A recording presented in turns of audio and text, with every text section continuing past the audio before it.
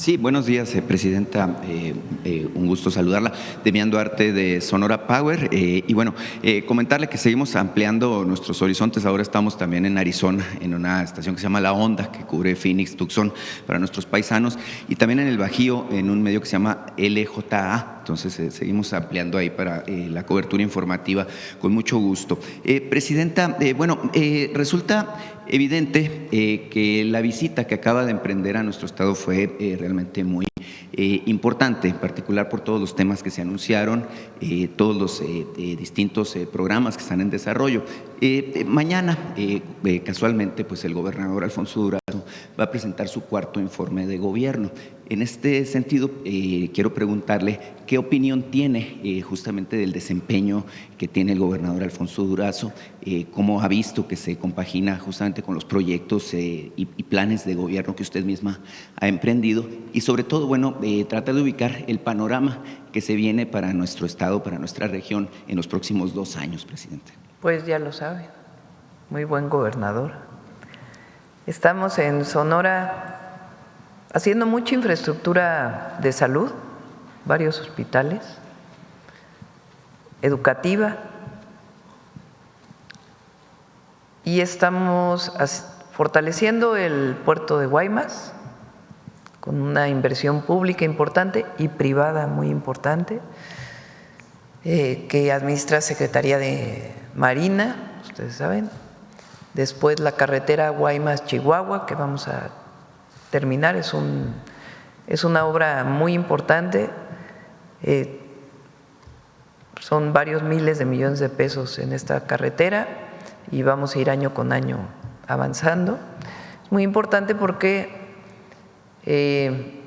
transporte de pasajeros, obviamente, automóviles, autobuses, pero el transporte de carga le permite tener una entrada a Ciudad Juárez, realmente, porque sería Guaymas, Chihuahua y después la carretera Chihuahua-Juárez.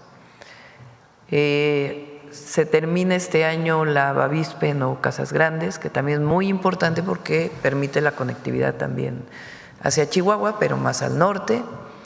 Se está trabajando en distritos de riego, principalmente en el sur de Sonora, en un programa de agua, de abasto de agua para sobre todo la capital, y ahora anunciamos este proyecto integral junto con los ganaderos y el gobierno del estado para fortalecer la producción de carne en Sonora, no solamente la exportación de cabezas de ganado, sino también la producción pues de una de las mejores carnes del país. Sí, la verdad es que la presencia de usted, Presidenta, por cuarta ocasión, de manera oficial, pues no, como Presidenta de la República, pues fue muy importante para nosotros. Es decir, nos da la certeza de que hay una atención directa por parte de la Presidenta de la República. En el pasado, el expresidente Andrés Manuel López Obrador también tuvo pues esta atención. Usted sabe que Sonora, por la lejanía, pues en el pasado no era considerado de ninguna manera como prioridad de los gobiernos, no había infraestructura, no había hospitales, no había prácticamente nada, ¿no? Nos dejaban a nuestra suerte y en ese sentido pues hay mucho agradecimiento. Usted que estuvo ahí en el Centro de Usos Múltiples, yo estuve en el acto, pues pudo ver las muestras, ¿no?, de cariño que hay de los sonorenses. Había un letrero gigante ahí que decía Claudia, Sonora te ama, y algunas cosas así, manifestaciones que son pues muy propias de nuestro pueblo. Estamos realmente muy comprometidos, muy agradecidos también con todo el trabajo y el empeño que usted ha hecho, así que muchas felicidades por su primer informe y bueno, pues he reiterado que usted está invitada permanentemente a nuestra tierra. Presidenta, relativo a los proyectos de infraestructura, hace un mes le platicaba yo aquí de una situación que tiene que ver con una de las fronteras importantes, el caso de Agua Prieta. Mire, recientemente se arrancó incluso con los trabajos de construcción de la nueva garita, ¿no?, que nos va a conectar de manera muy eficiente con Douglas. Nada más que es paradójico porque, bueno, usted sabe, está la carretera Federal 2 que atraviesa por ahí, pero falta la vinculación. Yo le decía que hubo un litigio ahí con el ejido de Agua Prieta, que ya terminó, o sea, ya hubo una resolución judicial donde se ordena que se se le pague al ejido el derecho de vía, pero el detalle es que sigue la obra pues en calidad de obra negra, ¿no? Y entonces en este sentido hay inquietud allá porque es la vinculación de la carretera federal hacia la frontera, que es lo que está pendiente. Entonces en ese sentido pues sería muy importante continuar ese proyecto que bueno pues se quedó ahí a medias, ¿no? De acuerdo. Y bueno, Presidenta, hay muchos temas relativos a lo que tiene que ver justamente con su primer informe de gobierno.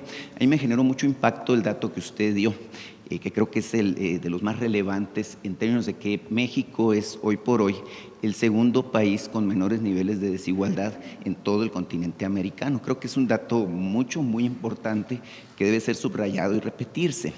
Ahora, en este sentido, veo yo con mucho interés lo que usted bueno, ha presentado como propuesta de presupuesto, ley de ingresos, presupuesto de egresos, los criterios generales de política económica que hablan de bueno, volver a la vía del crecimiento de la economía hasta 2.8%.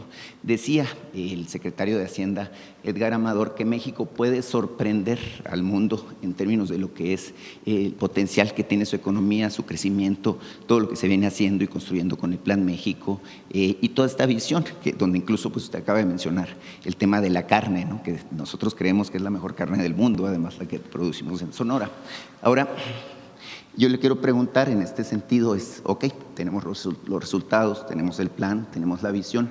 ¿Qué expectativa tiene usted justamente para nuestro país en los próximos años? Es decir, vemos que salieron 13.400.000 personas de la pobreza multidimensional, 17 millones salieron de la pobreza por ingresos, pero obviamente que podemos pensar que el cielo es el límite al respecto, pero yo quisiera preguntarle muy puntualmente qué envisiona usted como presidente de la República en esta etapa de lo que pudiera ocurrir con México. ¿Dices en pobreza o en general? Bueno, en el caso de la pobreza es importantísimo, obviamente, pero obviamente en general también, ¿qué es lo que usted ve de nuestro país? Yo digo, México puede ser pues la potencia emergente del momento. Usted ha dicho, cuando presentó el Plan México, que tendríamos que convertirnos en una de las 10 economías más grandes y más potentes del mundo. Bueno, en ese sentido yo quisiera una opinión en general de qué es lo que usted ve.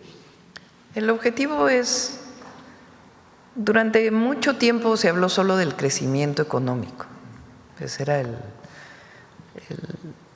la medida preferida del neoliberalismo, crecimiento, crecimiento, crecimiento, que es producir más riqueza en los países. Muchos países que crecieron no necesariamente disminuyeron pobreza ni disminuyeron desigualdad. Nuestra visión no solamente es crecer, sino distribuir la riqueza para disminuir la pobreza. Hay 3 acciones que se siguieron con el presidente López Obrador que fueron claves para disminuir la pobreza y las desigualdades. Uno fue el aumento salarial, el salario mínimo,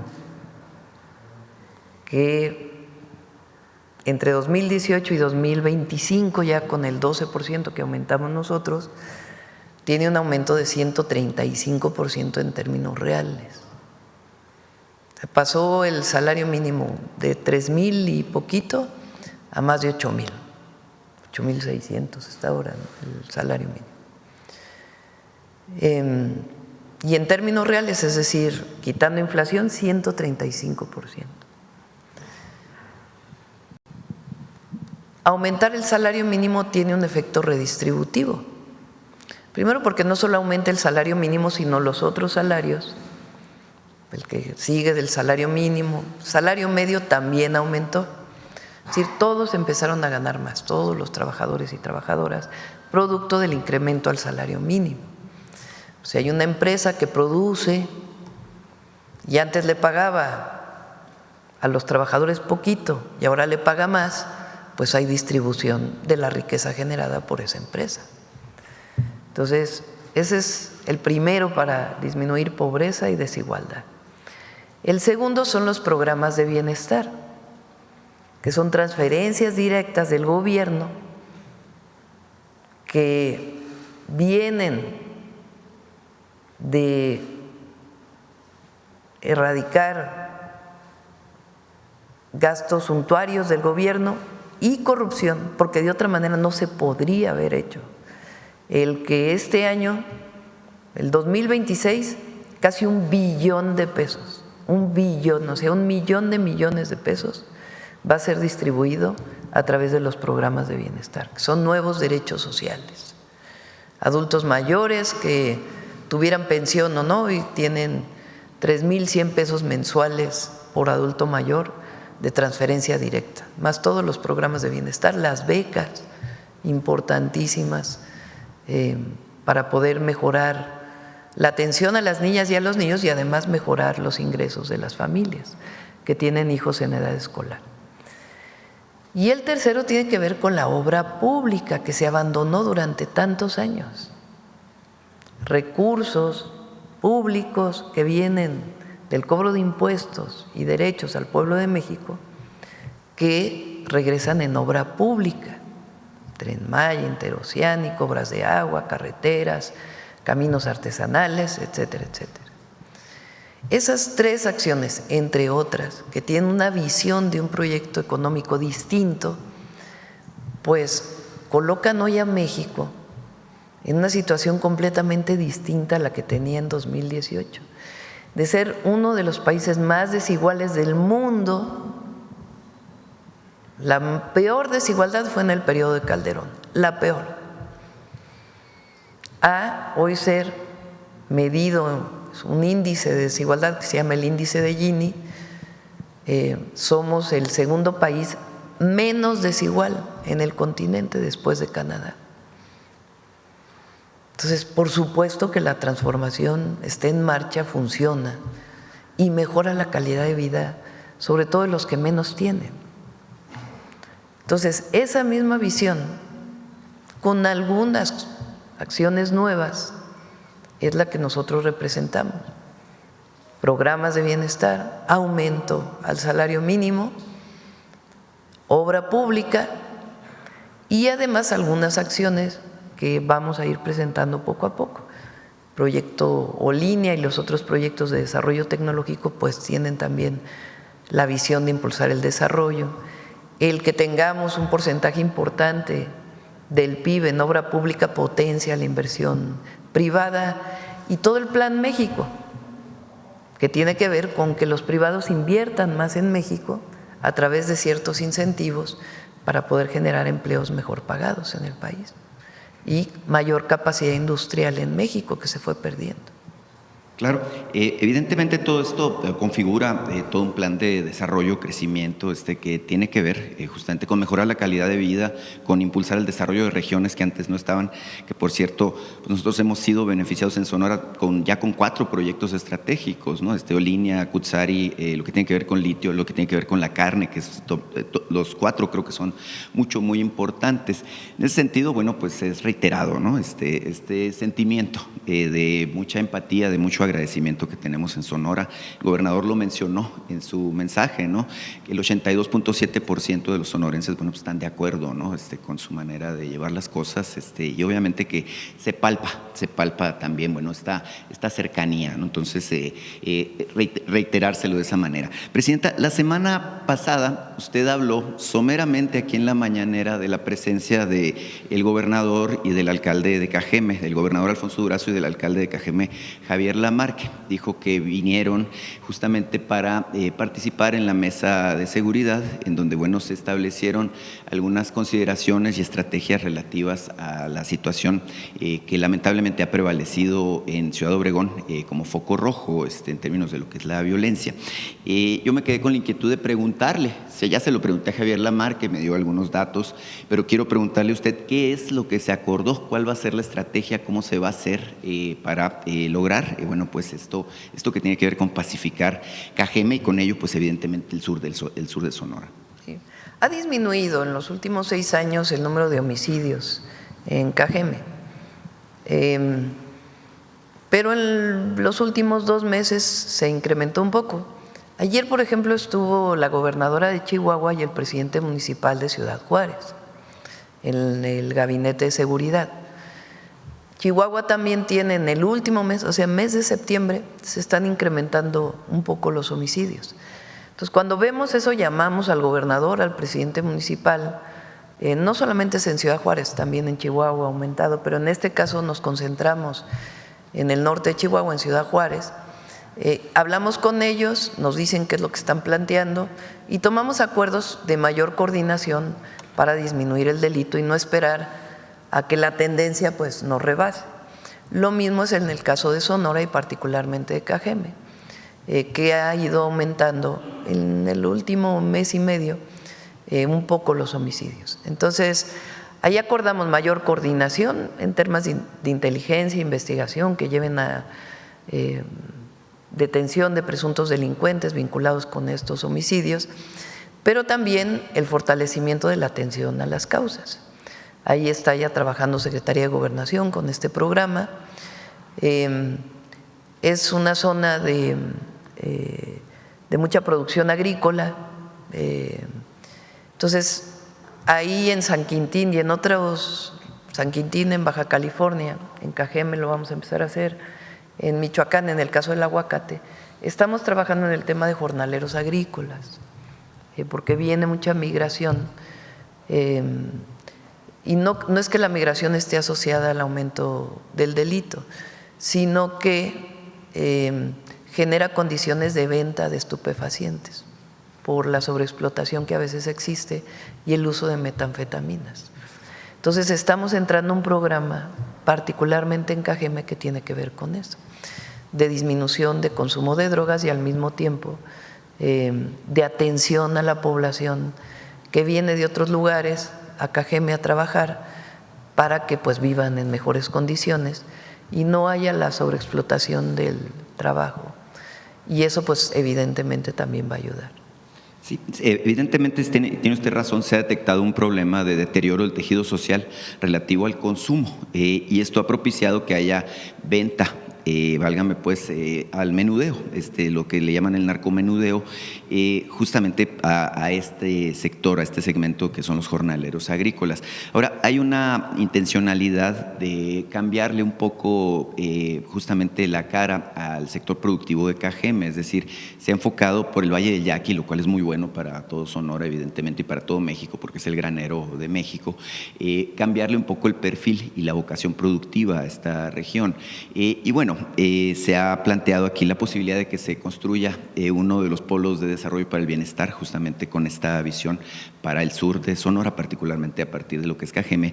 Y hay un proyecto que creo que es muy importante, interesante, y creo que usted le va a inquietar. Sí, nos lo ha pedido Javier, y estamos en eso. Que es construir una ciudad universitaria en Cajeme. Hay 19 centros educativos de educación superior ahí en Ciudad Obregón. Obviamente esto le cambiaría en mucho también la perspectiva a Ciudad Obregón, a Cajeme, obviamente a todo el sur de Sonora. Evidentemente, bueno, pues es como una cartita que nosotros tenemos ahí a Santo Claus, ¿verdad? Con la expectativa de que eventualmente pueda cumplirse y lleguemos a esto. Muchas gracias, Presidenta. Gracias. Ahora vamos atrás, la compañera que estaba desde ayer.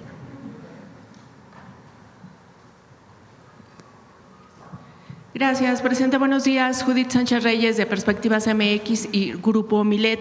Presidenta, preguntarle cómo se van a manejar estos recursos que se recauden por la venta de refrescos. ¿Se va a crear un fondo, un fideicomiso? ¿Quién los va a manejar? Primero, reitero que el objetivo no es recaudar, sino no recaudar. En el caso de los refrescos, lo que queremos es que disminuya el consumo de las bebidas azucaradas. Que por cierto, ayer estaba viendo que en la Red X lanzaron ahí una campaña, hicimos un análisis, no lo traemos, pero 90% son bots de esa campaña, pagada no sé por quién, en contra del peso adicional al costo del refresco de 600 litros.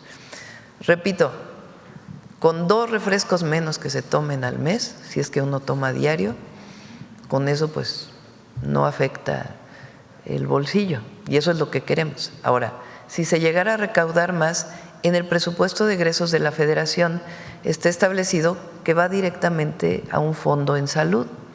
¿Para qué se va a utilizar? Para las estrategias que se plantearon el día de ayer para atender el problema de diabetes, hipertensión, que está vinculado al consumo excesivo de bebidas azucaradas, y también lo que tiene que ver con la atención de hemodiálisis, de la enfermedad renal, que es uno de los padecimientos más tristes y dolorosos para la gente y que requiere pues una intervención de muchos recursos económicos para mantener con buena calidad de vida a la gente. Pero este fondo lo va a manejar directamente la Secretaría de Salud o la Secretaría de Hacienda. Secretaría de Salud.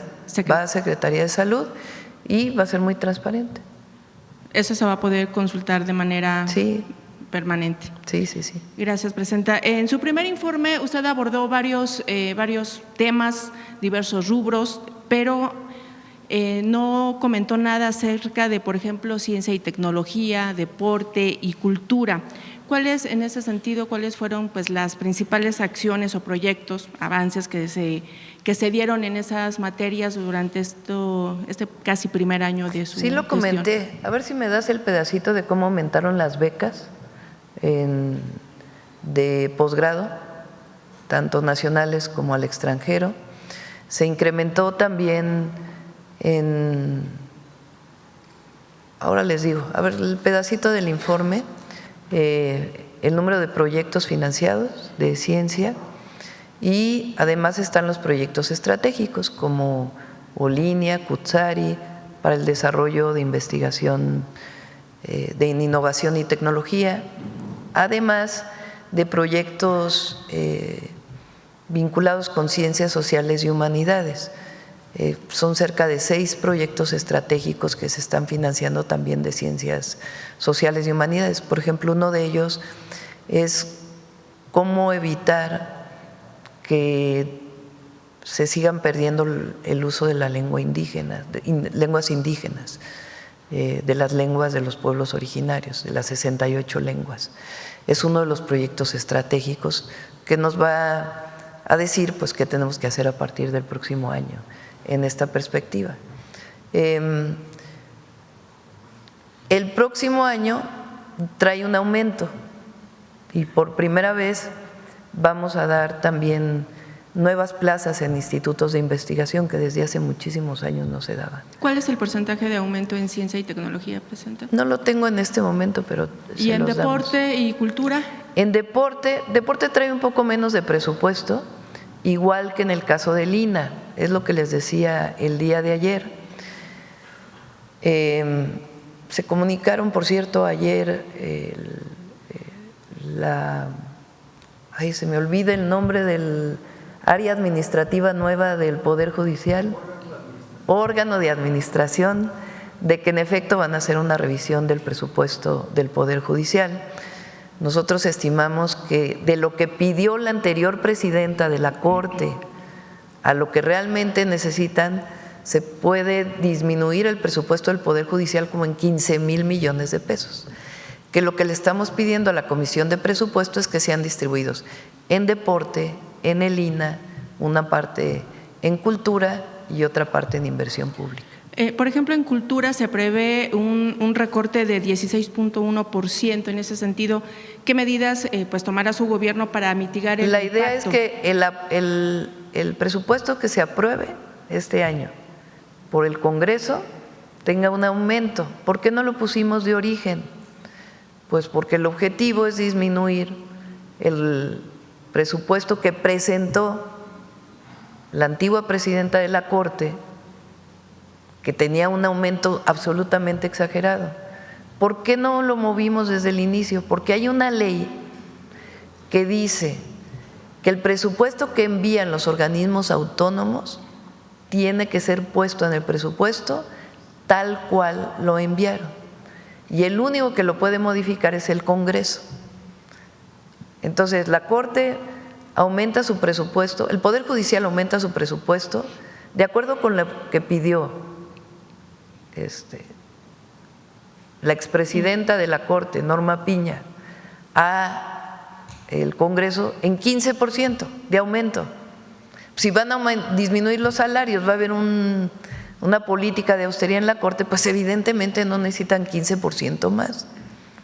Solo que ya el nuevo Poder Judicial no tuvo tiempo de revisar esa solicitud y ajustarla. Nosotros le planteamos al Congreso que se disminuya ese presupuesto porque no lo necesitan para poder cumplir con sus funciones y que se aumente el presupuesto, particularmente en deporte, en el INAH, en cultura y en inversión. Y algunas universidades que salió su presupuesto un poco más bajo que el año pasado. Presidenta, y justamente haciendo referencia a que se acabó ya la época de salarios onerosos en todo el gobierno federal y el Poder Judicial, hace unos días la ministra Loretta Ortiz pues manifestó su desacuerdo, justamente el de que ella va a ganar escasamente 27,000 pesos más que su secretaria, o sea, el salario de la secretaria particular es de 110,000 pesos y ella cobrará 137,000 pesos. En ese sentido, ¿qué opina al respecto?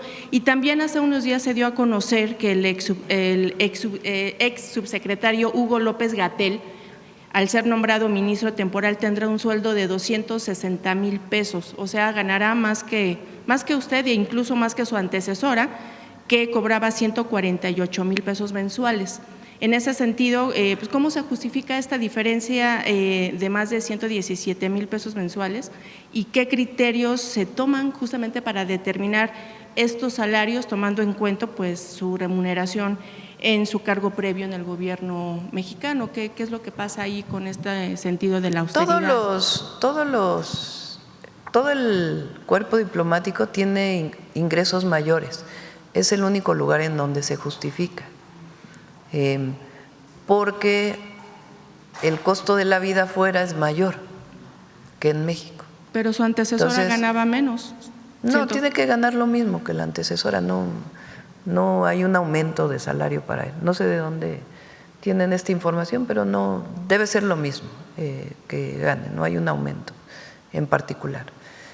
Pero sí es importante que sepan que el cuerpo diplomático tiene un ingreso mayor porque pues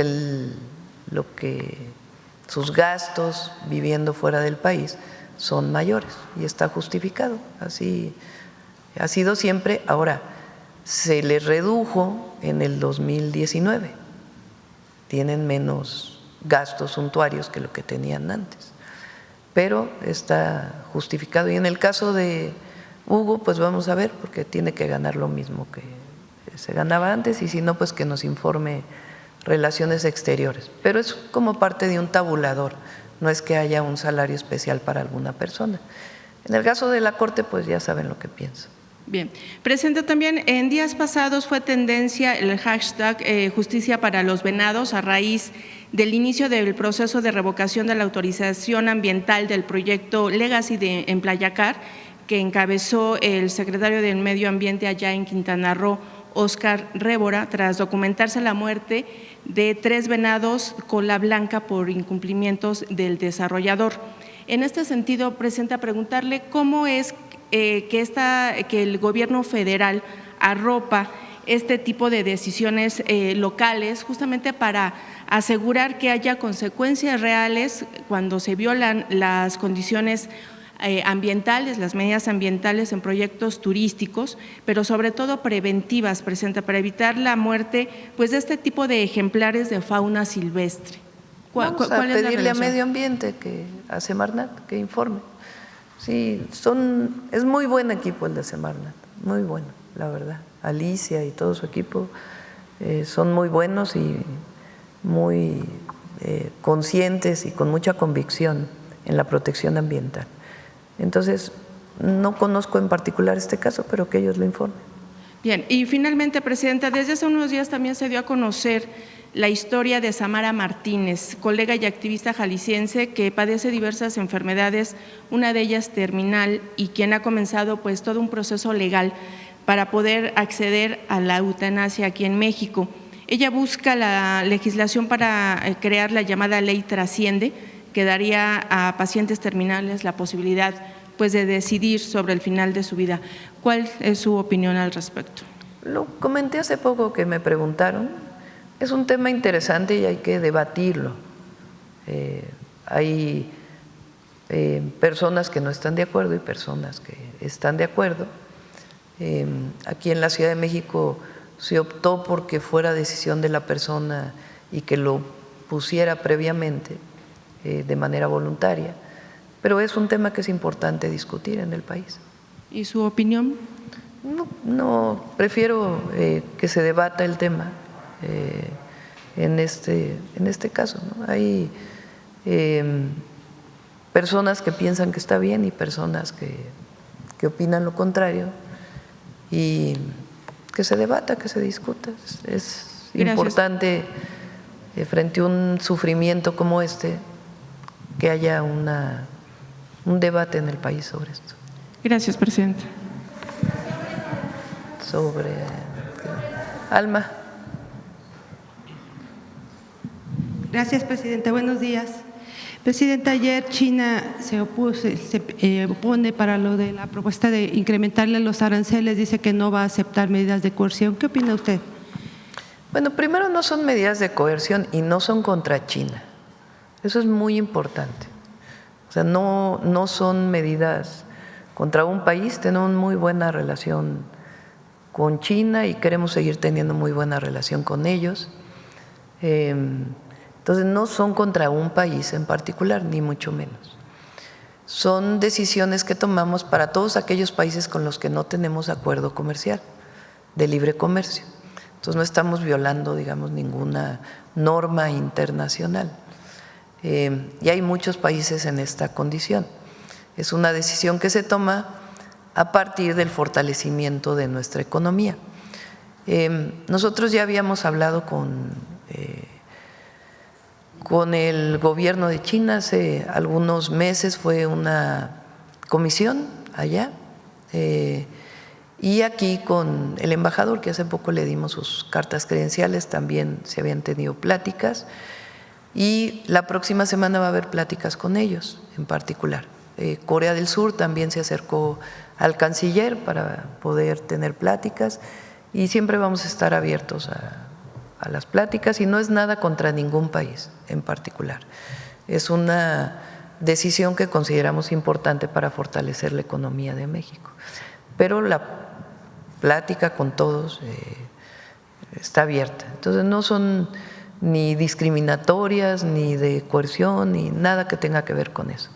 Es para todos los países con los que no tenemos acuerdo comercial, y el objetivo es fortalecer la producción nacional. ¿No teme usted que con estas medidas pueda haber una caída en el intercambio comercial con esos países? No, nosotros prácticamente exportamos muy poquito a esos países, muy poquito.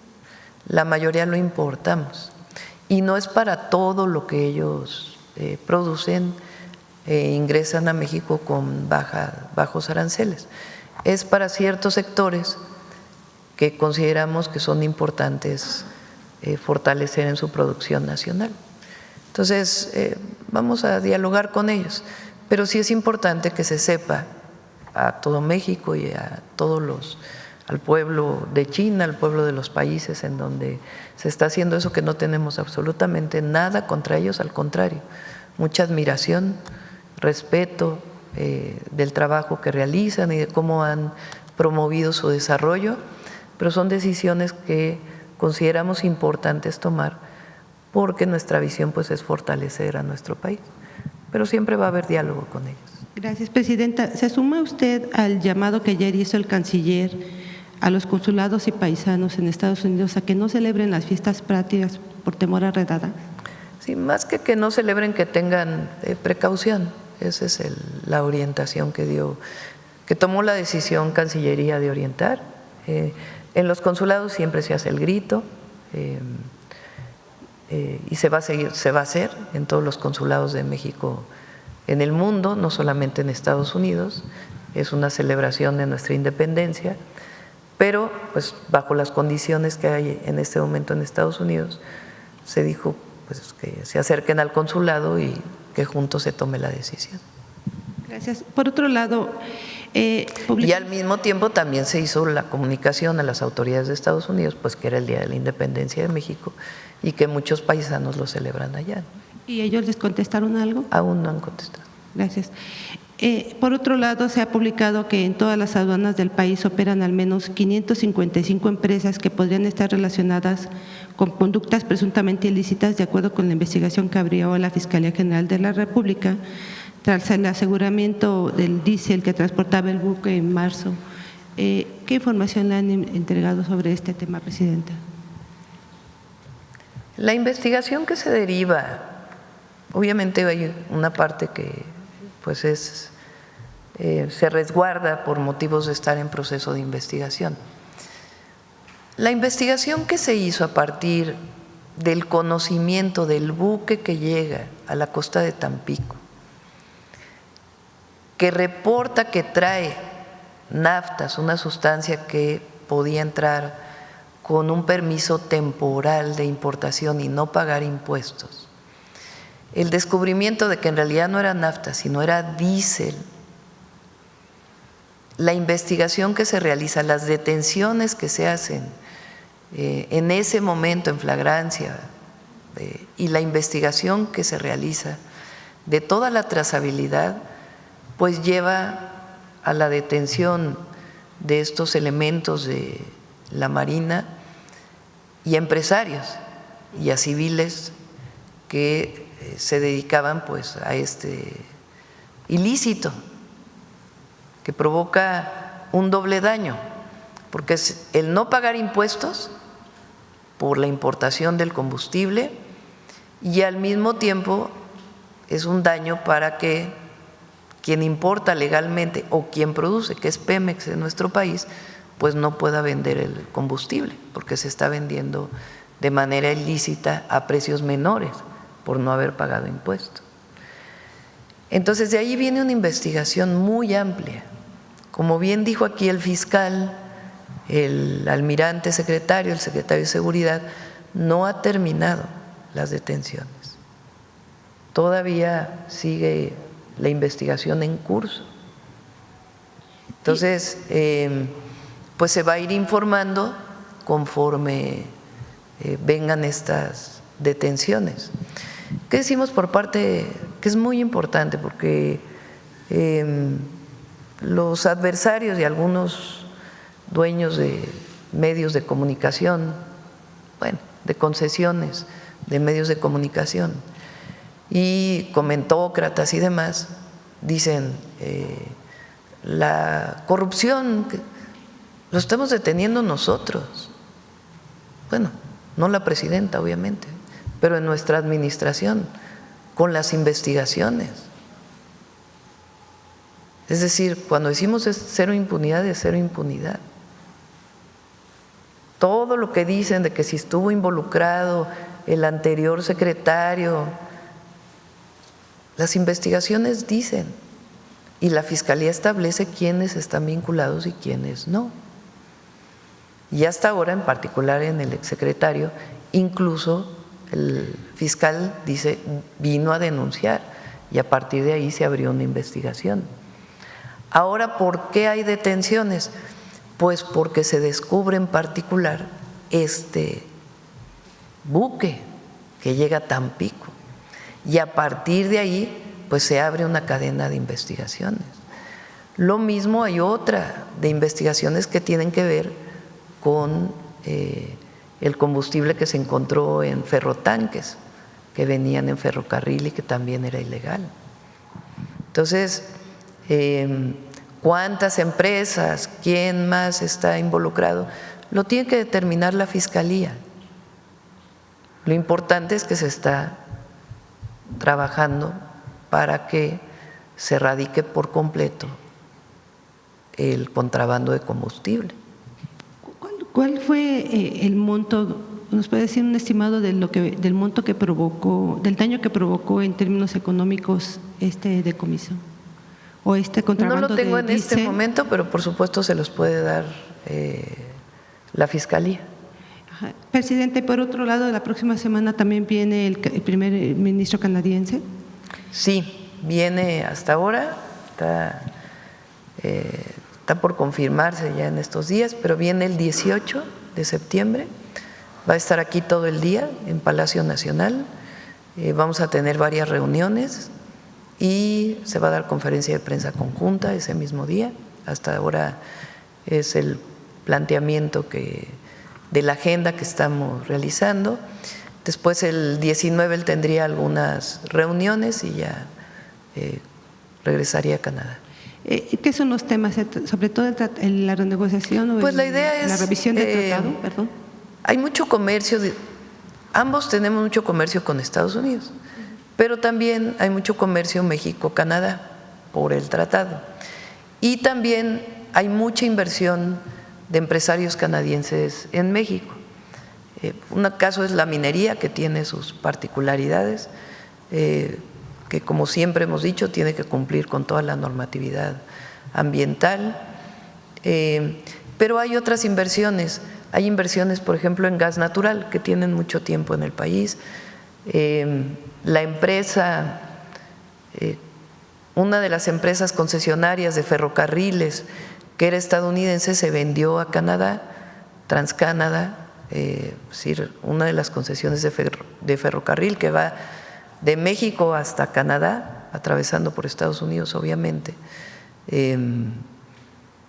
es canadiense, y algunas otras empresas que tienen deseos de invertir en México, el fortalecimiento del comercio a través del mar, de puertos. Hay varios temas que estamos trabajando. De mi parte, solo última pregunta, discúlpeme. Hace poco se publicó una información de Reuters en donde señalan que hay una cooperación con la CIA, hay una estrecha colaboración con la CIA para la detención aquí en México de capos. Quisiera preguntarle específicamente si es así o para localizar a los narcotraficantes se está recurriendo o hay un acuerdo con elementos. Es falso lo que dice Reuters, falso. En ese reportaje se dice que hay agentes de la CIA trabajando con el ejército mexicano en las operaciones. Es absolutamente falso, no es verdad.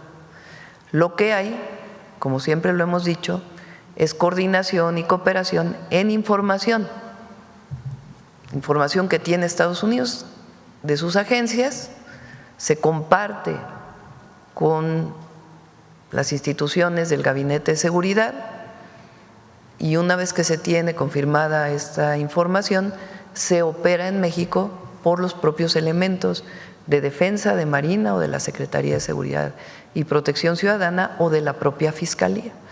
Pero no es verdad que haya elementos de la CIA en operaciones del Ejército Mexicano. Eso es totalmente falso. ¿Y de esa agencia no le pidieron permiso para que pudiera enviaron solicitud de información? A ver si la próxima semana se las ponemos aquí. Finalmente no se contestó a la información pero sí se les dijo que era falso. O sea, no se contestó por escrito, pero sí se les dijo que lo que estaban presumiendo ahí no tenía fundamento. Gracias. Educación. A ver, ¿quién más? ¿Quién más? A ver acá.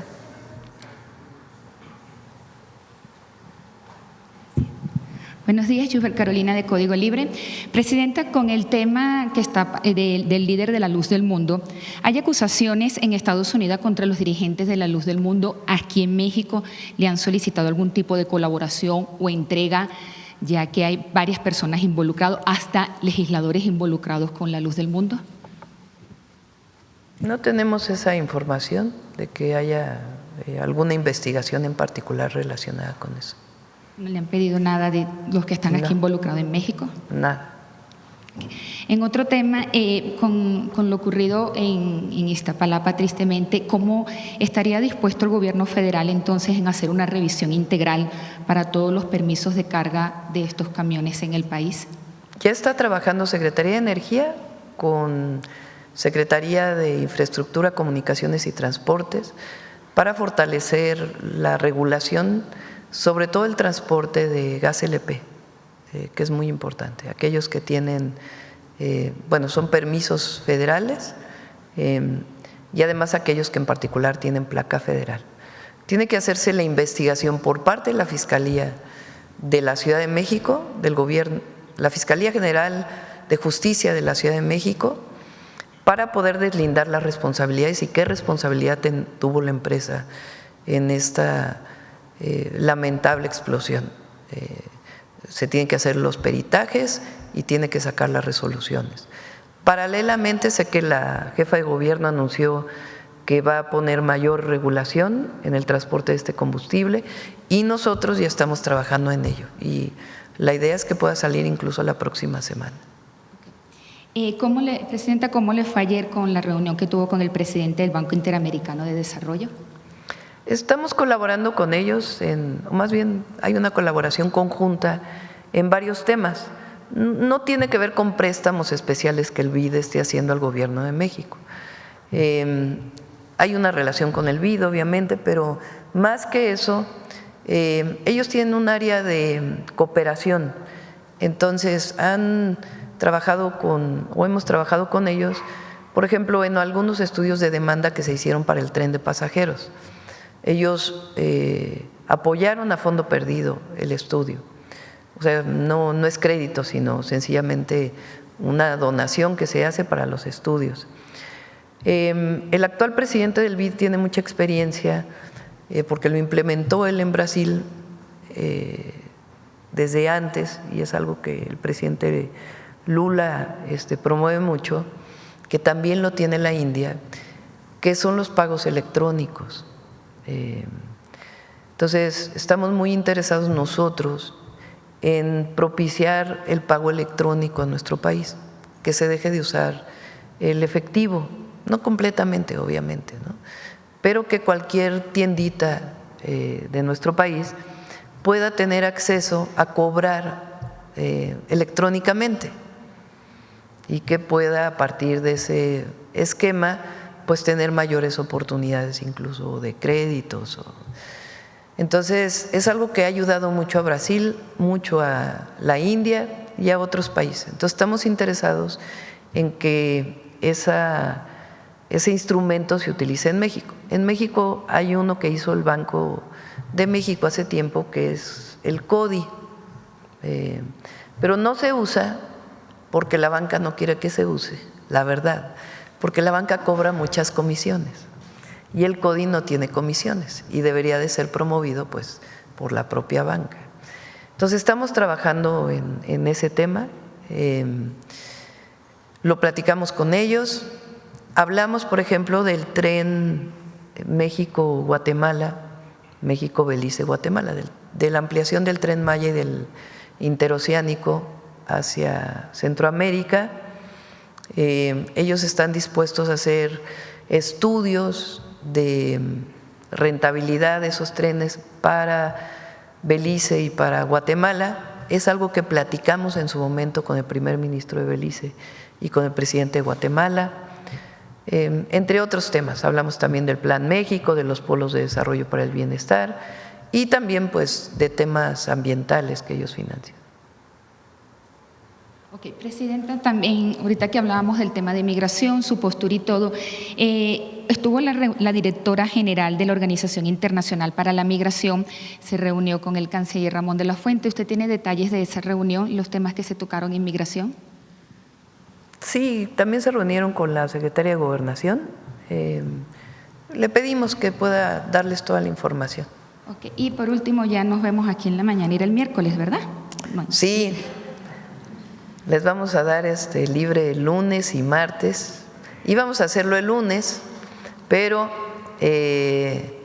los compañeros de CEPROPIE, que nos ayudan mucho con la transmisión en vivo, pues tienen mucho trabajo el 15 y el 16, porque tienen que transmitir el grito y después el 16 prácticamente se quedan sin dormir para poder transmitir, tener todo listo para el grito. Entonces, se vuelve muy complejo que tengamos la mañanera, su transmisión en vivo y luego.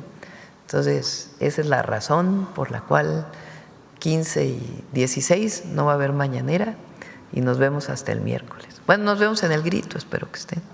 Gracias. A ver, la compañera que… Buenos días, Presidenta. Yana Alcántar, de PopLab de Guanajuato. El lunes la Universidad de Guanajuato inauguró la exposición Iconoclasia. Sin embargo, ¿Economía qué, perdón? La exposición Iconoclasia. Sin embargo, unos días después, el jueves, pues ya estaba desmontada. Fue creada por Eder Damián Martínez Reséndiz, estudiante de la licenciatura en Artes Visuales, y bueno, fue clausurada cediendo a la presión que ejercieron en redes sociales católicos practicantes, grupos conservadores y la propia Iglesia Católica, quienes consideraron la muestra como una falta de respeto y una ofensa al uso de imágenes y símbolos religiosos. Asimismo, en el estado de Guanajuato, el gobierno planea llevar a las escuelas un programa de educación sexual basado en el modelo construido por el Centro Las Libres, el cual es referente en la promoción de los derechos de las mujeres. Sin embargo, pues también grupos conservadores han mostrado su inconformidad porque aseguran que se va a promover el aborto y la confusión de género. En su opinión, o también si nos puede responder el secretario Mario Delgado, ¿cómo se puede garantizar que en instituciones públicas y laicas prevalezca la libertad de expresión y de creación sobre los intereses de iglesias y grupos conservadores?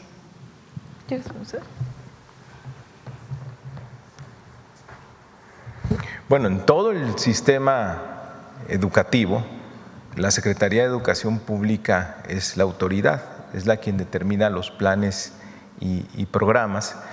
Y el espíritu de la nueva escuela mexicana, uno de los pilares, es la autonomía profesional docente, donde se le da la libertad a las y los maestros como profesionales de la educación de decidir cómo llevan a cabo en el aula, en la escuela y en la comunidad las experiencias de aprendizaje. Todo el modelo pedagógico se basa en eso. Hay una serie de contenidos en educación primaria, en educación secundaria, y ellos tienen la libertad de ejecutarlos. Ninguna autoridad estatal podría prohibir algún contenido como tú lo estás señalando.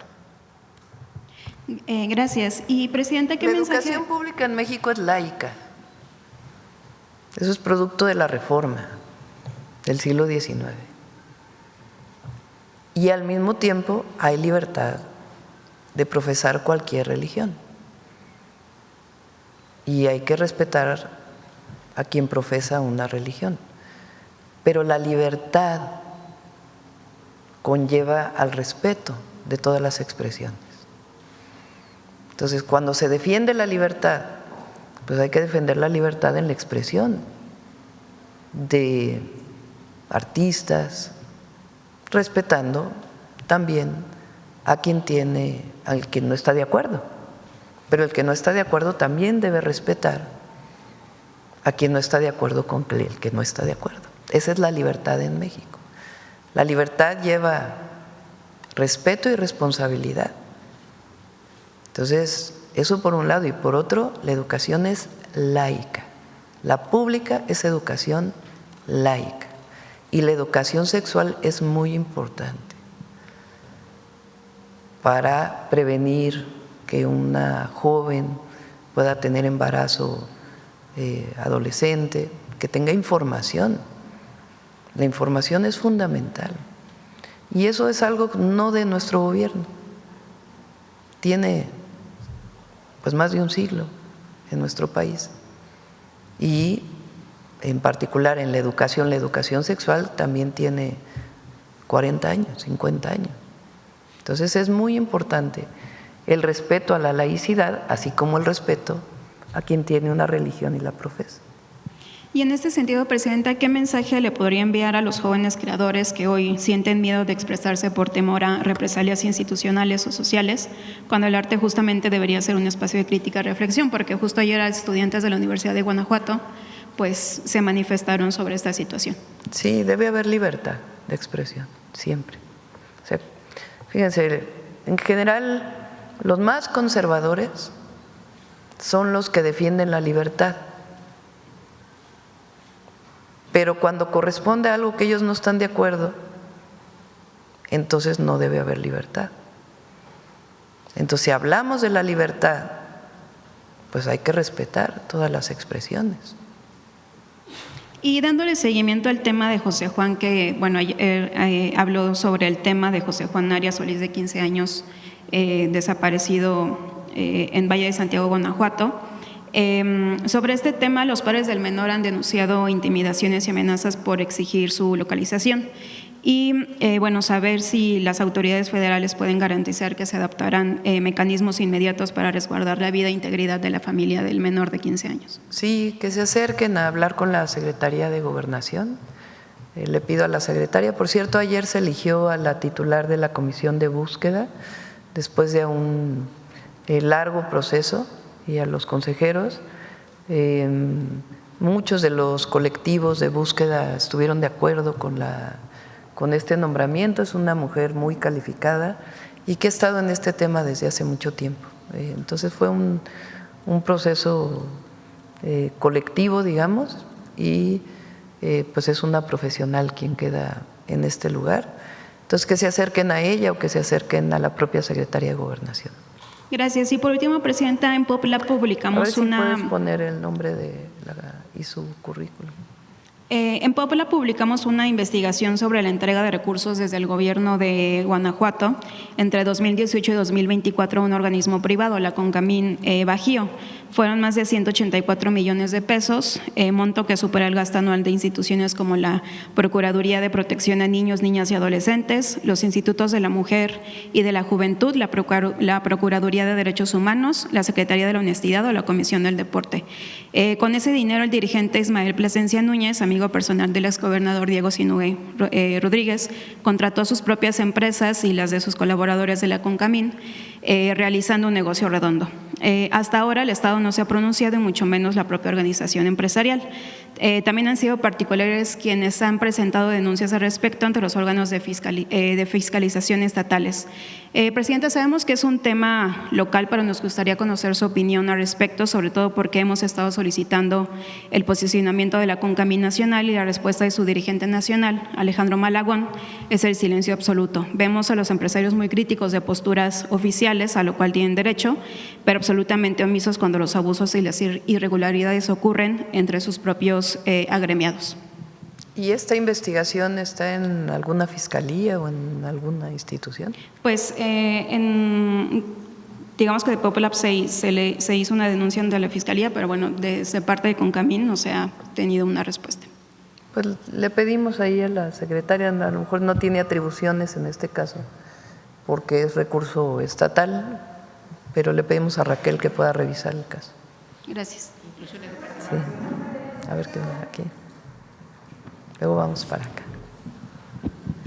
Gracias, Presidenta. Buenos días. Bueno, si me permite preguntarle al secretario de Educación Pública, la última vez que nos visitó decía que todavía había unos 12,000 jóvenes que no habían logrado entrar al nivel medio superior por distintos motivos, porque quizá no concluyeron todo el nuevo proceso ahora que ya no hay el examen de Comipems. Se había abierto una nueva convocatoria. Saber de estos 12,000 si ya se lograron colocar después de la segunda convocatoria que hicieron, por favor.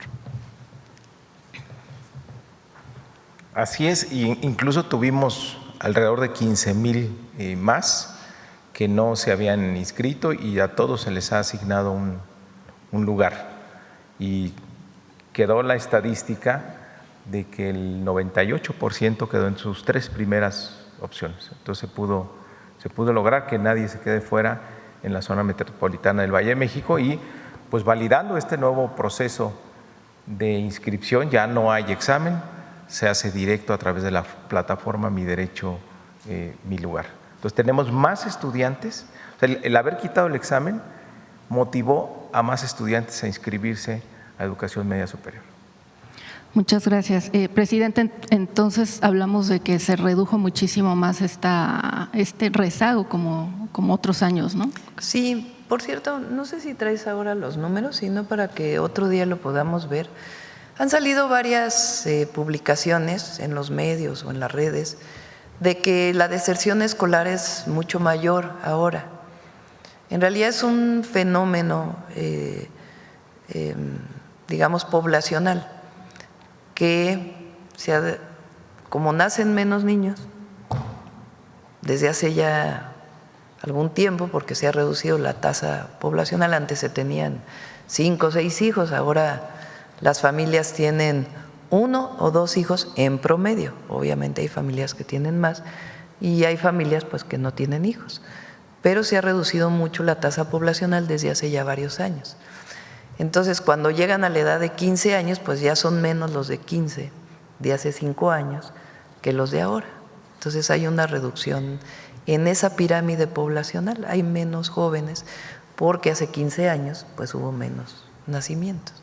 Entonces ese fenómeno poblacional lo están tomando como si fuera deserción, pero en realidad pues no es deserción, sino que hay menos población en ese rango de edad. No sé si lo traes ahora, adelante. Sí, efectivamente, como menciona la presidenta, han salido algunos estudios o unas organizaciones que argumentan que que está aumentando la deserción. Pues se tiene que considerar el factor poblacional. Es decir, el grupo de edad entre 6 y 11 años ha venido cayendo, pues por lo menos desde el 2015. Entonces, si tienes menos jóvenes, menos niños, menos niñas, evidentemente eso impacta en la matrícula. Pero la deserción se cubre en cuántos ingresan, por ejemplo, en primaria, que es a partir de cuándo se puede medir, cuántos ingresan en un ciclo a primaria y cuánta esa generación, cómo concluye 6 años después. Esa es la forma correcta de medir la deserción. Y ahí en primaria pues tenemos una cobertura del 100%. Los niveles de deserción en primaria son muy bajos. Y ahí, además, ahora con la beca Rita Cetina, pues eso se va a consolidar. Luego tienes el grupo poblacional entre 12 y 14 años, que sería el equivalente de secundaria. Y también ya tienes una tendencia poblacional hacia la baja, que también se ve reflejada en la matrícula. Y ahí sí hay un porcentaje de deserción que están alrededor del 3.7%. Ahora con la beca Rita Cetina nosotros estimamos que eso va a disminuir, pero tenemos una cobertura del 93% en secundaria.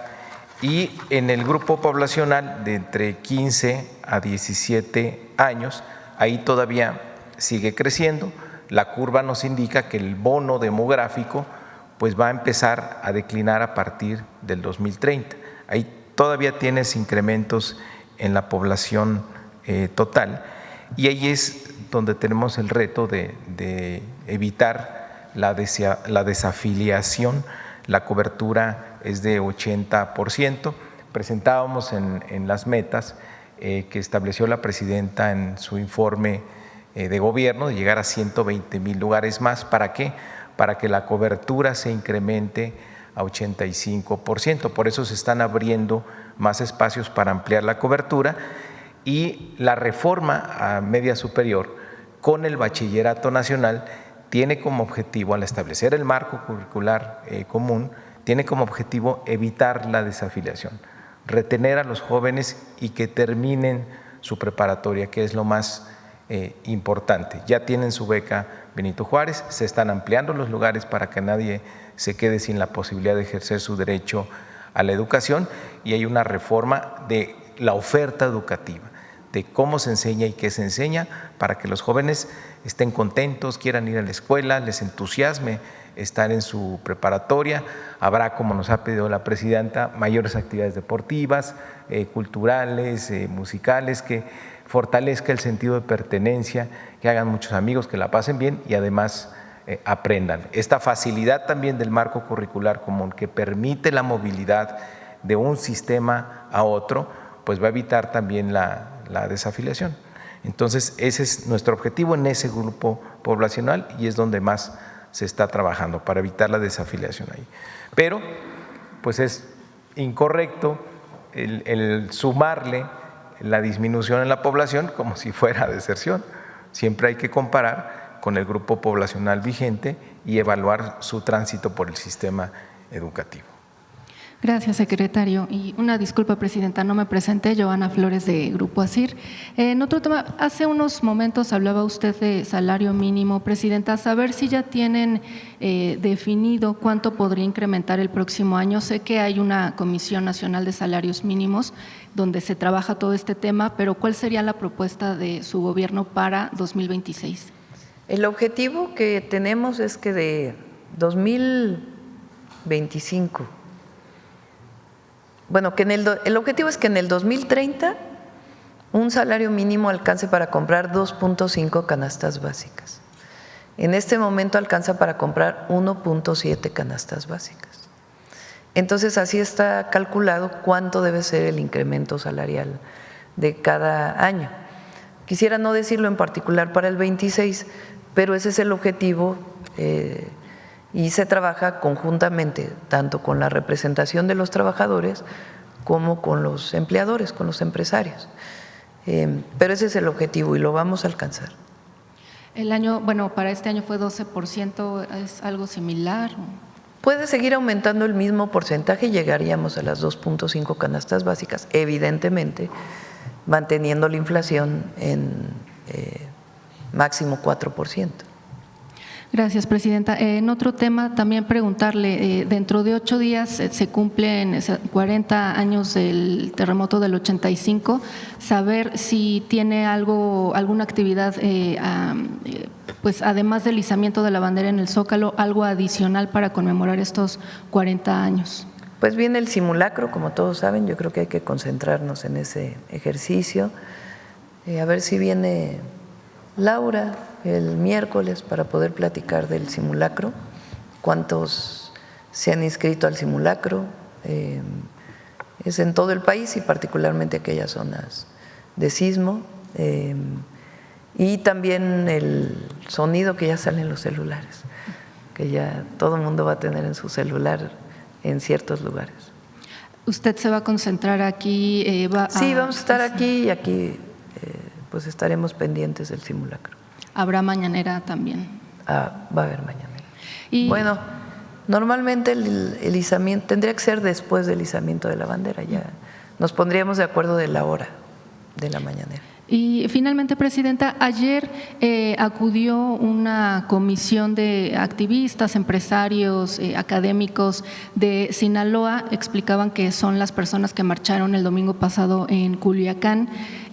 Nos decía la presidenta de Coparmex Sinaloa, Marta Reyes, que le habían enviado a usted una carta con la petición de poderse reunir. Reconocen que han tenido acercamiento con el secretario Omar García Harfuch, pero que ahorita estarían solicitando, o que su preocupación, además de la seguridad, pues también es el tema económico. Ellos nos decían, hay una pérdida de más de 30,000 millones de pesos en el sector, pérdida de casi 20,000 empleos. Saber cómo están haciendo también ustedes, presidenta, para apoyarlos en esta parte económica y si en algún momento se va a reunir con ellos. Por lo pronto se está reuniendo el Gabinete de Seguridad. Estamos trabajando con el gobernador para lo que se requiera. Ha habido pérdida de empleo en Sinaloa, mucho tiene que ver con la sequía. Ahorita ya afortunadamente ya está lloviendo, pero la principal pérdida de empleo es el sector agrícola y no está necesariamente vinculada al problema de violencia, sino más bien al problema de la sequía. De todas maneras, pues es importante siempre apoyar a Sinaloa. Y son con muchos grupos que nos reunimos. El secretario de Seguridad y puede ir el secretario de Desarrollo Económico, de Economía a Sinaloa, ahora que vayan la próxima vez para hablar no solo con ellos, sino con distintos sectores, ¿no? Muchas gracias. Porque hay, bueno, ya ni me quiero meter, mejor.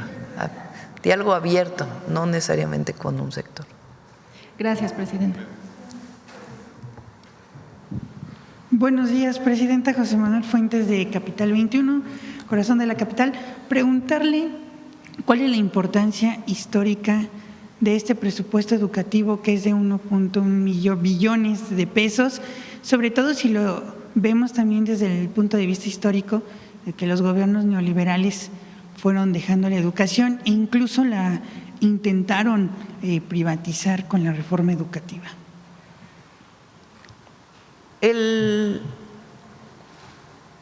Digamos que la primera gran medida de austeridad que se toma es en la época de Miguel de la Madrid, ¿no? ¿Verdad? Y decían hay que reducir el gasto. ¿Quién daba esas orientaciones? El Fondo Monetario Internacional, el Banco Mundial, que era quien prestaba los recursos. Hay que reducir el gasto público. Y entonces, ¿en dónde disminuían? Salud, educación, cultura, todo lo que tiene que ver con derechos sociales. Ahí era la mayor reducción. Nosotros, ¿qué decimos? Nosotros no llevamos a cabo esas políticas de austeridad del pasado. Le llamamos austeridad republicana, porque tiene que ver con reducir el costo del gobierno a la sociedad. El gobierno no tiene que ser gigantesco para cumplir con su tarea. Mientras más eficiente, mejor. Entonces reduce los gastos administrativos y se dedican los recursos a lo esencial. Incluso decían gasto en educación, nosotros le llamamos inversión educativa, inversión en educación, porque no es un gasto, es una inversión. Entonces este año estamos dando más recursos a educación básica, más recursos a educación media superior y más recursos a educación superior, más recursos a becas y más recursos a mejoramiento de la infraestructura educativa, a escuelas. Ese es el programa completo. Las becas para niños y niñas pues son muy importantes, las vamos a dar en dos partes. Primero cuarto, quinto y sexto, y después ya cerraremos el 2026 ya de primero a sexto de primaria. De tal manera que desde primero de primaria hasta el tercero de preparatoria estés becado. Y ya después vamos a ir apoyando poco a poco a más becas de universidad.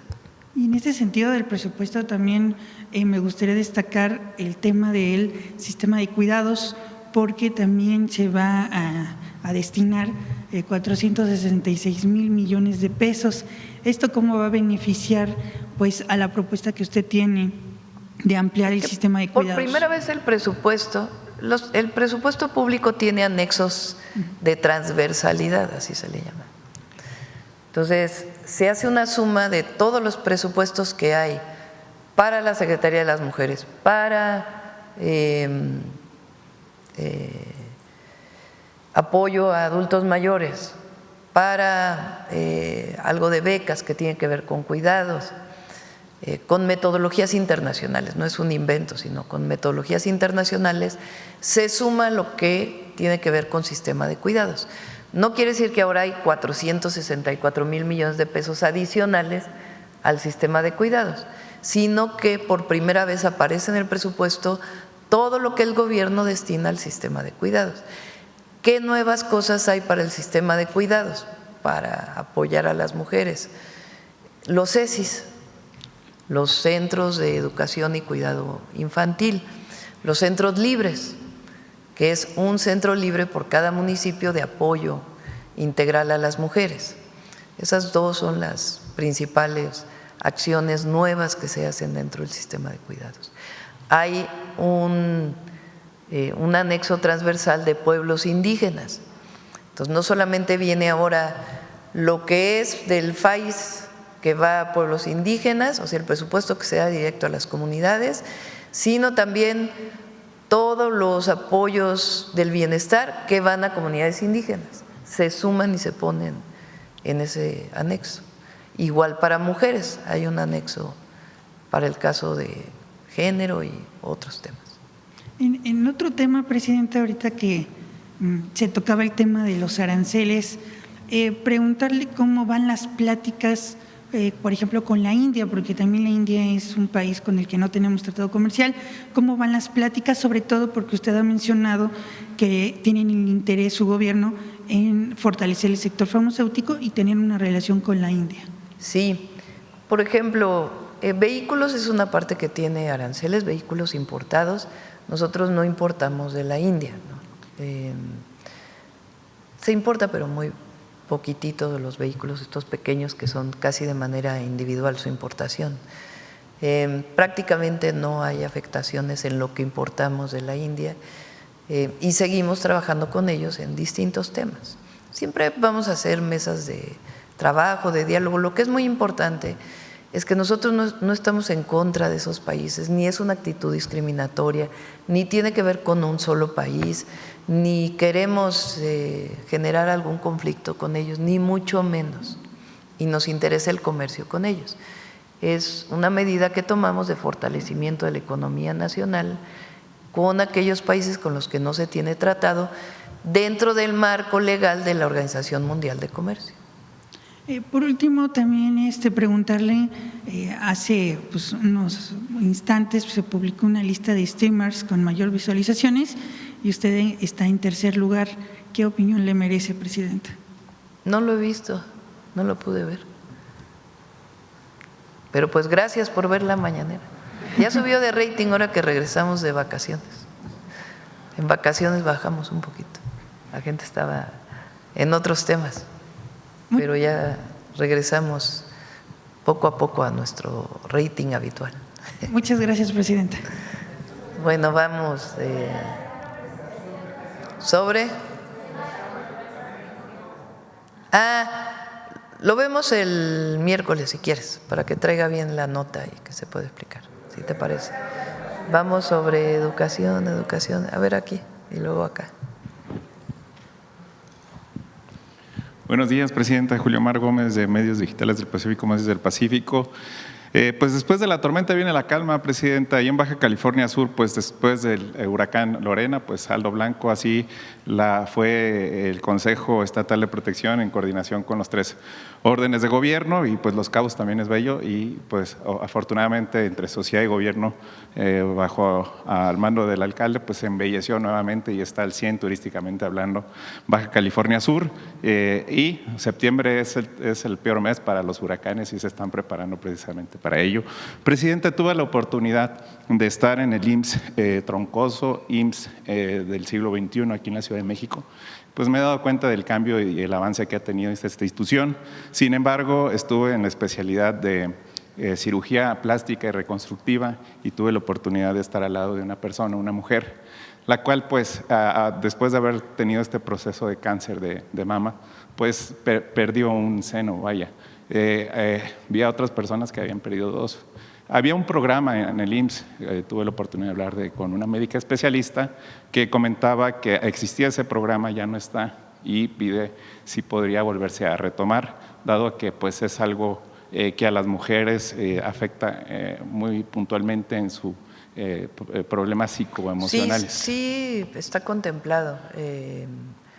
Todavía se hace, pero no, ahora lo vamos a implementar en el 26. Son parte de los planes que me propuso SOE para el IMSS el próximo año y sí, es muy importante. Sí, es muy importante porque había el programa nada más precisamente de que era a medias, vaya. Y ahora qué bueno que me da gusto escuchar esta muy buena noticia para las mujeres que enfrentan este grave problema.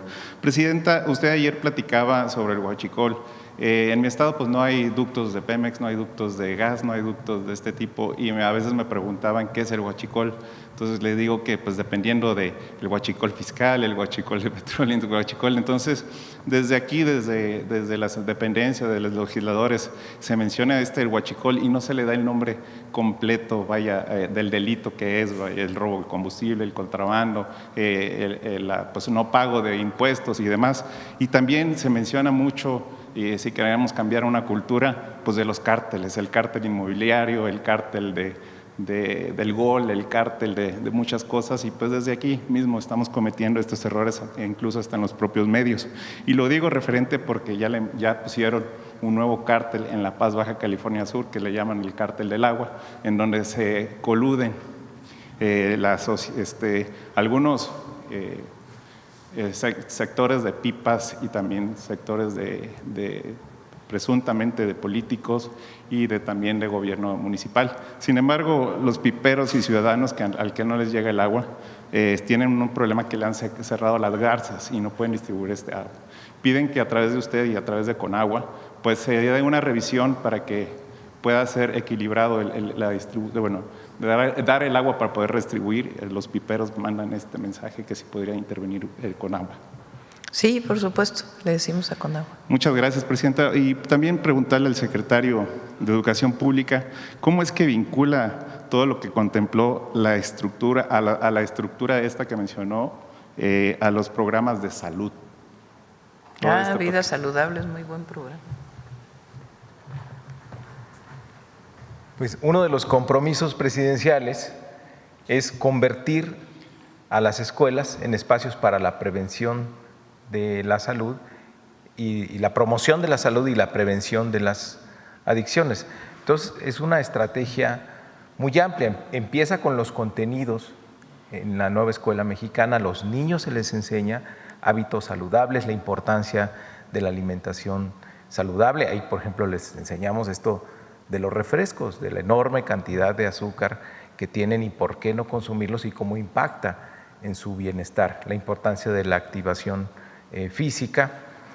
Con mucho éxito se prohibió la comida chatarra y la venta de refrescos al interior de las escuelas. Cada que vamos ahora a una escuela es muy creativo cómo las cooperativas ahora venden frutas, venden ensaladas, venden otro tipo de alimentos y los niños lo han aceptado muy bien, están contentos, están felices. Adicionalmente está la estrategia junto con el IMSS y la Secretaría de Salud, donde se está revisando a todos los niños y niñas de escuelas primarias públicas. Van a ser 12 millones. Ya se han revisado ya a 4 millones. Se mide el peso, la talla, se calcula el índice de masa corporal, se les revisa la vista, si tienen necesidad de utilizar lentes, se les revisa su dentadura, se les pone flúor, se detecta si tienen caries. Ahí se genera un reporte, se les da a los padres de familia.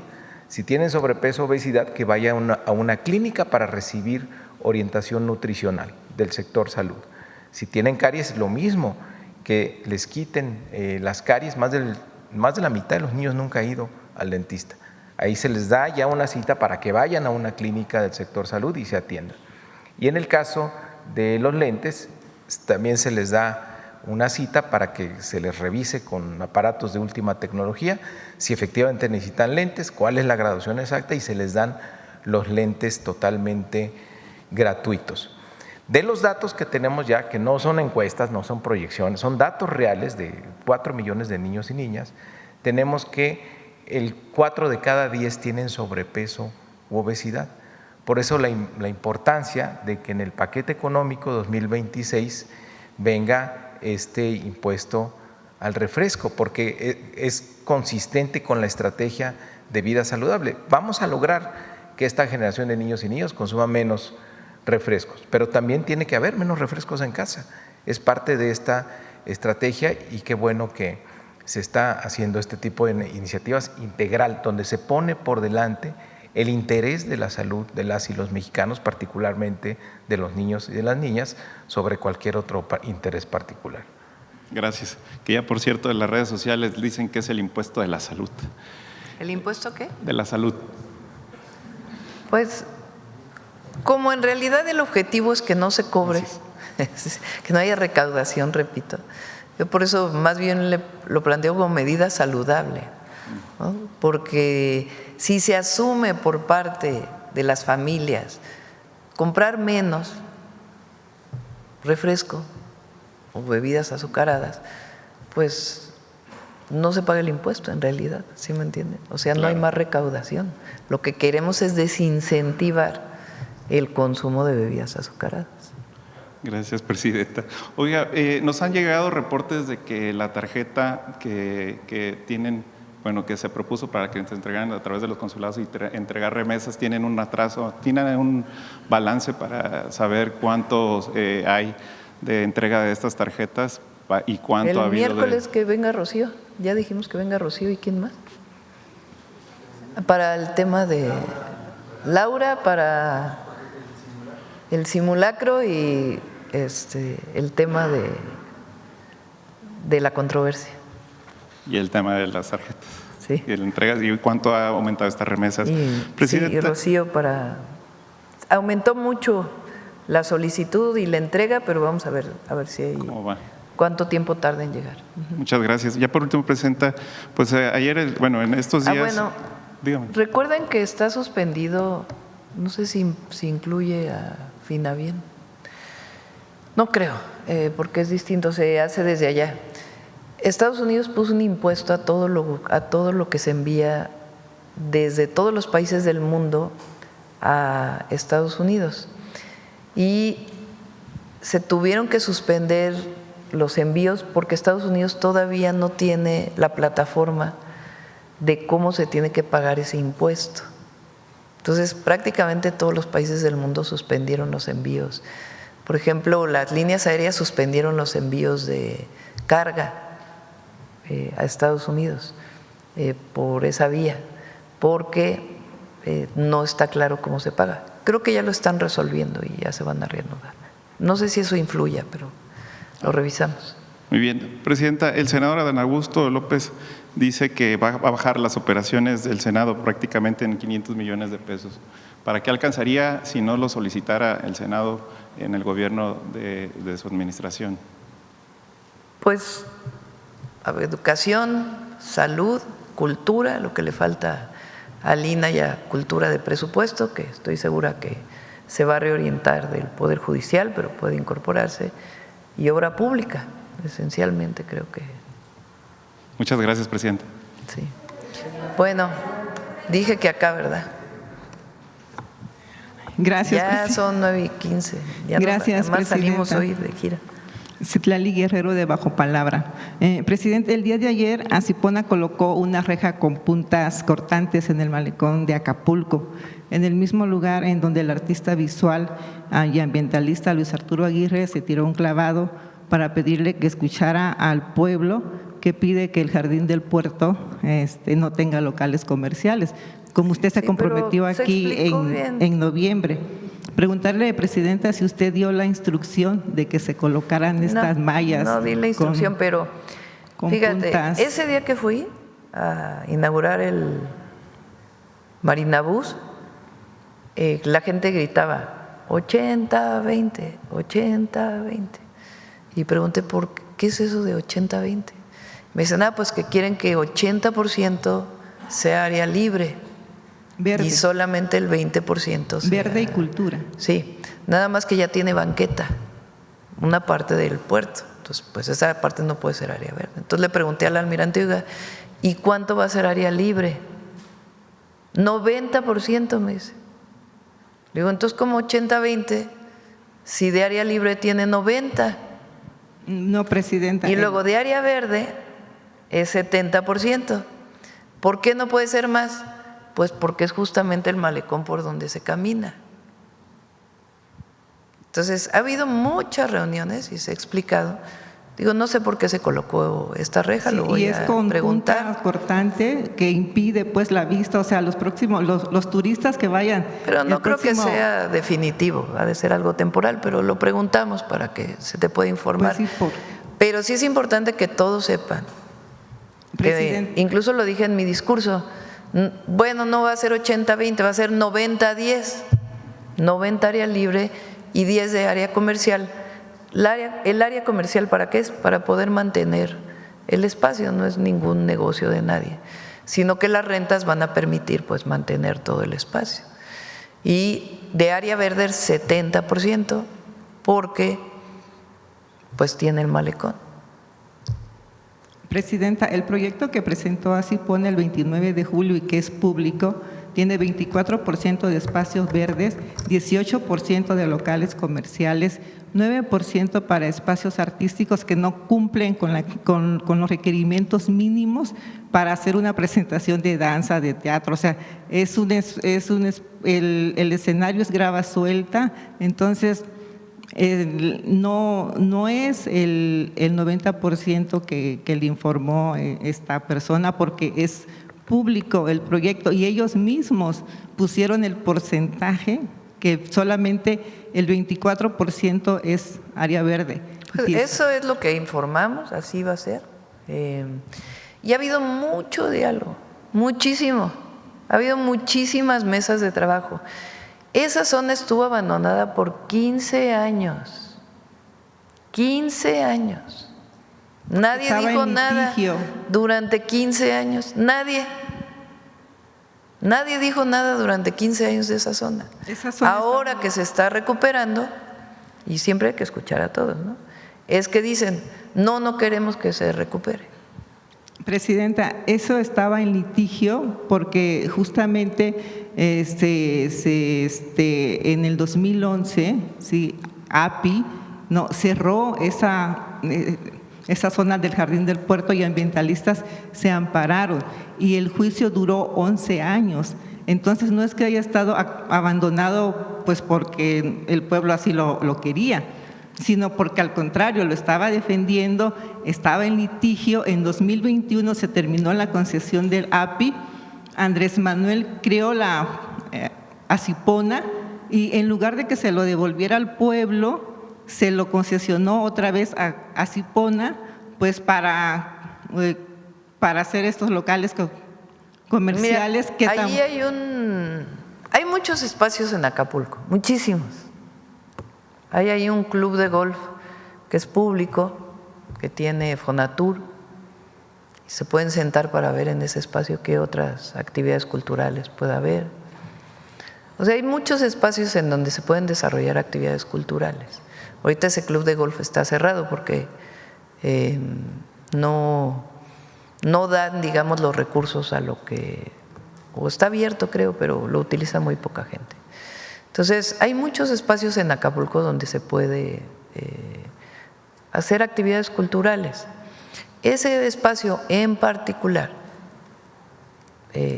tiene un proyecto y hay diálogo, pero se tiene que tener la perspectiva de llegar a acuerdos, no de todo decir no. O sea, todo el mundo tiene que buscar las mejores condiciones para el puerto. Y ese es un proyecto de rescate no solamente de la Acipona, sino del centro histórico y del fuerte que está ahí. Entonces, no fue pensado, o sea, no está diseñado así nada más sobre las rodillas, sino que tiene un proyecto de fondo. Y se puede platicar con todos los colectivos culturales de Acapulco distintos espacios adicionales donde pueda haber actividades culturales.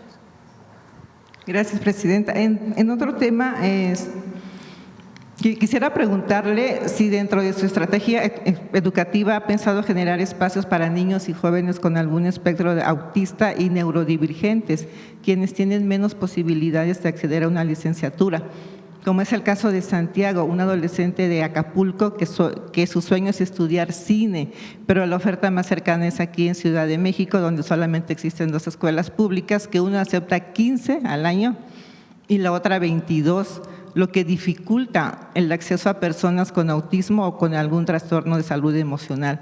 La mamá de Santiago le mandó una carta en donde le pide que abra un centro de capacitación cinematográfica en Chapultepec, en donde jóvenes como Santiago no sean rechazados. Usted aquí ha dicho que es feo que un joven sea rechazado en sus aspiraciones para estudiar. Entonces, pues actualmente Santiago está esperando los resultados porque postuló para el CCC. Lo vemos con gusto. Hemos estado platicando, ¿verdad?, del tema de autismo, incluso con Secretaría de Salud. Hay más casos ahora, no sé si es porque se reportan más casos y antes no se reportaban o por alguna condición. De hecho, Secretaría de Salud lo está revisando. Y sí es importante apoyar a las familias que tienen hijos con algún tipo de enfermedad de este tipo. Entonces, estamos trabajando en ello y en particular este caso lo atendemos. Gracias, Presidenta. Gracias. Gracias. Por último, Presidenta, sí, por favor, disculpa. Es una pregunta ya con rezago, porque los resultados de la convocatoria escenarios que lanzó el IMSS, el INVAL y Cultura, en donde apoyan a 300 grupos de danza y música para que se presenten en escenarios del IMSS en los estados, resulta que el 30% de los beneficiados es de la Ciudad de México. O sea, lo que sigue prevaleciendo pues un centralismo, ¿no? Y estados, por ejemplo, como Guerrero, como Chiapas, que no tienen el mismo desarrollo cultural, no salieron beneficiados ni como grupo ni como escenario. Entonces, es una convocatoria que trata como igual a estados que no tienen el mismo desarrollo cultural. Entonces, preguntarle, pues, Presidenta, si estas convocatorias también deberían de reflejar la desigualdad cultural que hay en los estados, porque si se mantiene así, Guerrero nunca va a salir, ni Chiapas, ni Colima, ¿no? Y siempre la mayoría va a ser de aquí, de la Ciudad de México, y va a fomentar más el centralismo, pues, que siempre nos hemos quejado que había en el pasado. Le pedimos a Cultura y José Alfonso que nos ayude. Sí, yo creo que ya cerramos. 9:23. Vamos con…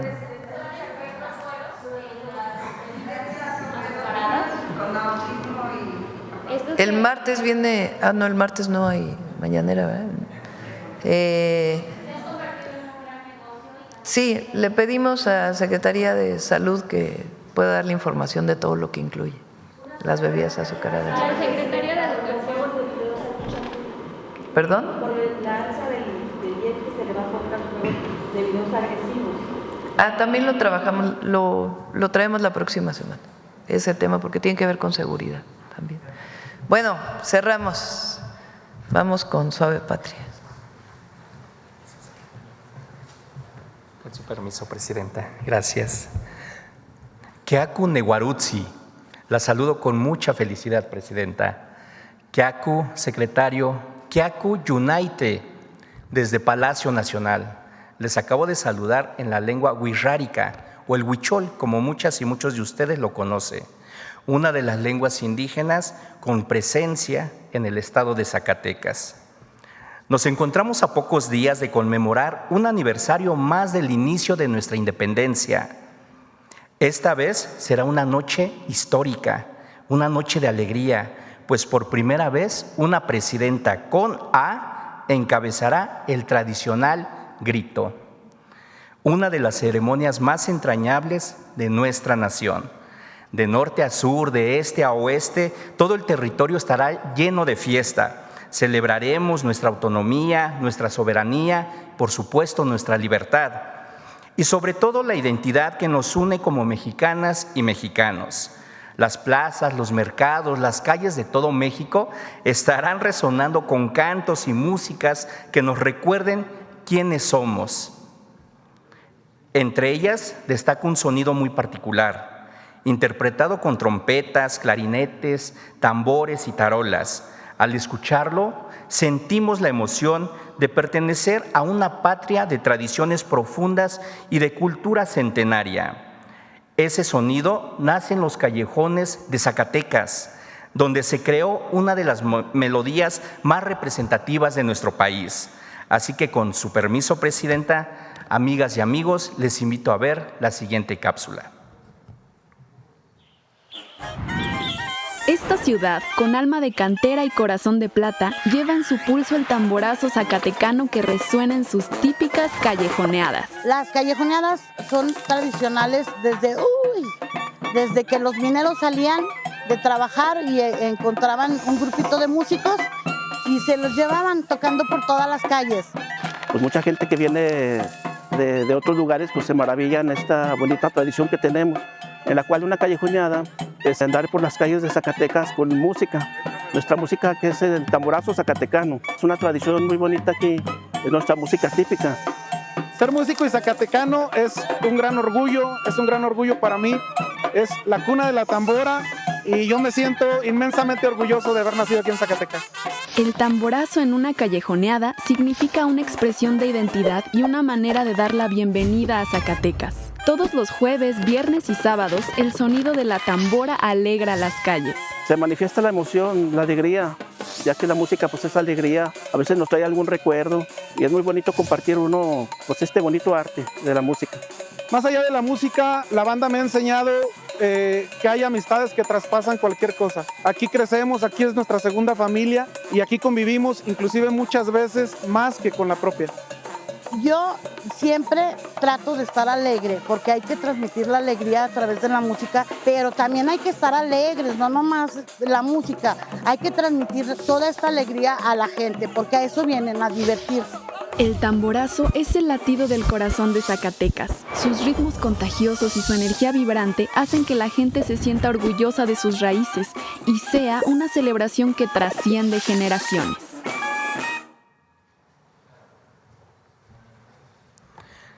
Nuestro país es grande, es enorme, por sus tradiciones y por la identidad que compartimos. Las bandas zacatecanas nacieron como un festejo a la vida en medio del riesgo que implicaba la labor minera. Hoy son un símbolo de lo más profundo de la mexicanidad y suenan con el mismo orgullo con que cada septiembre recordamos nuestra independencia. El tamborazo, la tambora, la banda, como ustedes lo quieren llamar, son la expresión de la alegría, el eco de la comunidad, el soplo del alma, el tamboreo del corazón y sobre todo de nuestra valentía. Gracias a las mujeres y hombres que mantienen vivo este arte y con ello fortalecen y difunden la cultura zacatecana.